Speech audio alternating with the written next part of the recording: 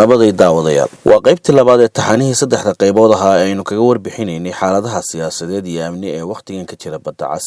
qaybtan waxa aynu ku eegaynaa liiska qaybo ka mid ah jilayaasha muhiimka ah iyo axdiyada iyo heshiisyada caalamiga ah ee khuseeya dekedaha istaraatiijiga ah iyo saldhigyada militari ee badda cas. xeebta dheer ee badda cas oo uu maro mid ka mid ah marinbiyoodyada adduunka ugu mashquulka badan waxaa ku taxan dekeda ay gaalaabaxaan gaadiid sida nooc kasta oo shixnada ah, laga bilaabo shidaalka, xoolaha ilaa badeecadaha. dekeda badda cas ee xudunta u ah ganacsiga iyo istaraatiijiyadda dhuleed ee guud ahaan badda casi leedahay waxaa ka maraga heshiisyada tirada badan ee dhinacyada kala duwan ee caalamiga ahi ku maamulaan dekedahan ama ay kaga samaystaan saldhigyo militari si ay uga faa'iidaystaan weeraro iyo difaacadba wixii ay uga baahdaan. heshiisyada ugu caansan ee badda cas lagu maamulana waxaa ka mid ah sanadkii 1974 hay-adda waxbarashada dhaqanka iyo sayniska ee ururka jaamacadda carabta oo magaceeda loo soo gaabiyaa lesco ayaa hirgelisay barnaamij heer gobol ahaa oo khuseeyay daryeelka deegaanka badda cas iyo gacanka cadmeed. barnaamijkaasi waxa uu dhabaha u xaadhay in sanadkii 1982 la saxeexo axda heer gobol ah oo la xidhiidha ilaalinta deegaanka badda cas iyo gacanka cadmeed.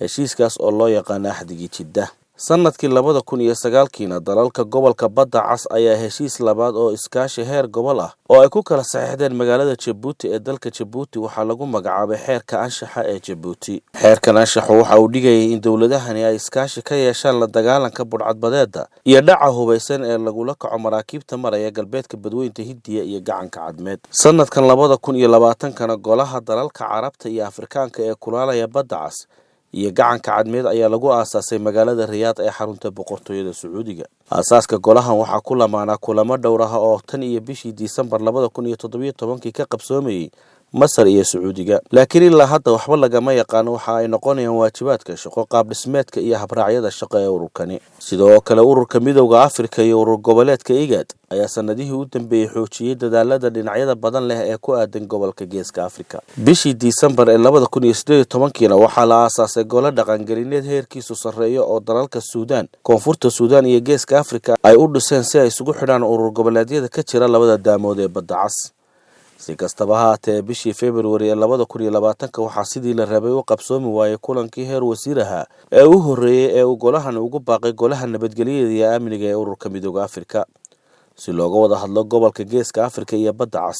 shirkaas ayaa dib loo dhigay ilaa waqti aan la cayimin. intii lagu jiray sanadkii 2019 urur goboleedka IGAD waxa uu ogolaaday in la dhiso guddi farsamo oo badda cas iyo gacanka cadmeed qaabilsan. guddidan farsamo waxa ay dejinaysaa qorshe howleedka gobol kadib marka ay la tashato dowladaha. caqabada ugu weyn ee arrintan ka hor timida waxa ay ahayd sida ay dowladda Eritrea guddidan ugu soo biiri karto maadaama oo aan weli dalkaas laga qaadin xayiraadii uu hore u saaray urur goboleedka IGAD, taasoo la aaminsan yahay inay waqtigan caqabad ku tahay dadaalada isdhexgalka gobolka.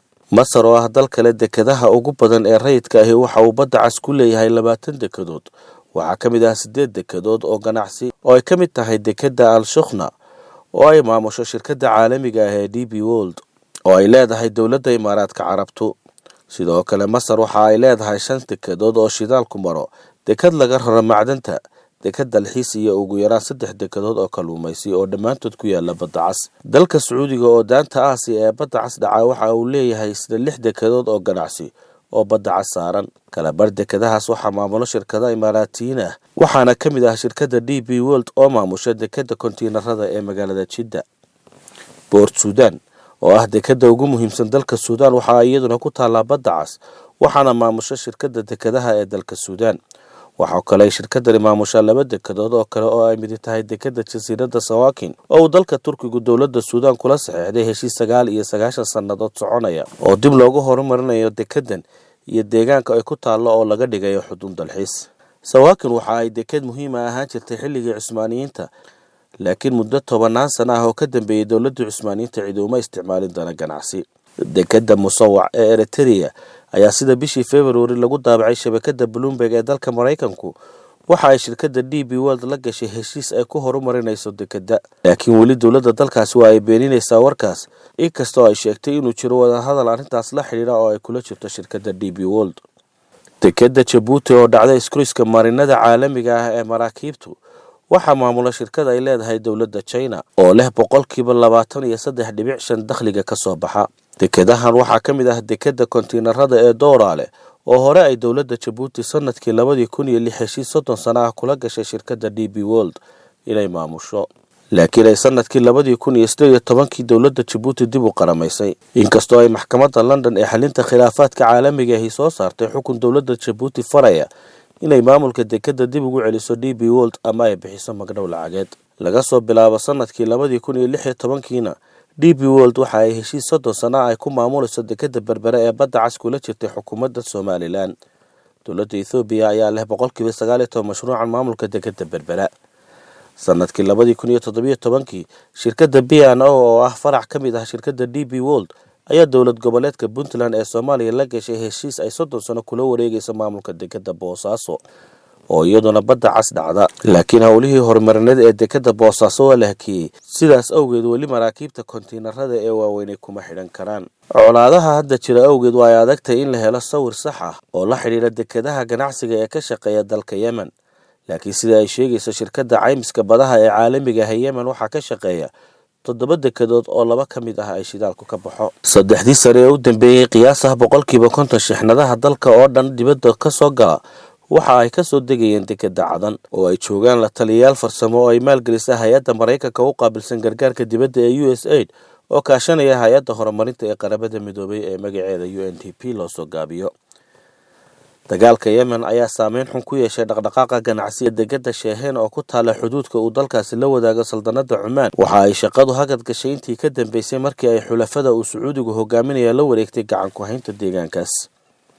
saldhigyo militari badda cas waxaa ku yaala saldhigyo tiro badan oo militari. saldhigga Boqor Faysal ee ciidamada badda boqortooyada Sacuudiga ayaa saldhig u ah qaybta galbeed ee ciidamada dalkaas. ciidamada badda ee Imaaraadka ayaa saldhig ku leh xeebta badda cas ee dalka Eritrea, waxa aanay door aad u weyn ka qaateen dagaalka oo xulafada Sacuudiga iyo Imaaraadku ka wadaan dalka Yemen.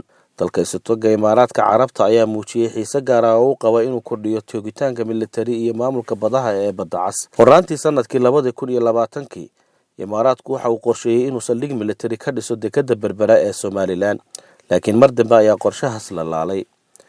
dekeda Suudaan waxa ay saldhig u tahay maraakiibta dagaalka ee Ruushka, taas oo qayb ka ah heshiisyo iskaashi oo ay sanadkii 2017 kala saxiixdeen Ruushka iyo dowladda Suudaan. imikana waxaa socda heshiis la doonaya in Ruushku uu Suudaan ka samaysto saldhig ciidamada badda ah oo uu isticmaalaya dhinaca logistikada. dalka Djibouti waxa uu saldhigyo militari u yahay quwado tiro badan oo ay ka mid yihiin Mareykanka, Shiinaha, Faransiiska, Jarmalka, Isbaanishka, Jabaan iyo Talyaaniga. inkastoo uu jiro isfaham guud oo u dhexeeya dhinacyada wada degan Djibouti, haddana xeebaha dalkaas ayaa saxmadu ku sii badanaysaa, xiisada ayaana ka taagan badda. sanadkii 2018 Mareykanka ayaa Shiinaha ku eedeeyay in fallaadho shucaaca laysarka ah ay ku shideen diyaarad militari oo ka tirsan saldhigga Mareykanka ee Djibouti. inkastoo ay warbaahintu marar kala duwan sheegtay in Turkigu oo qorsheynayo inuu saldhig militari ka samaysto jasiiradda Suwaakin ee badda cas ee dalka Suudaan, haddana mas'uuliyiinta Turkiga ayaa ku celcelinaya beeninta warkaasi. intaas waxaa inooga eeg qaybtii labaad ee warbixinta ka hadlaysay badda cas. warbixintan waxaa diyaariyay xeelleerayaal madax bannaan, waxaana toddobaadkii hore faafisay shabakadda caanka ah ee Africa Report. Marjan Tube.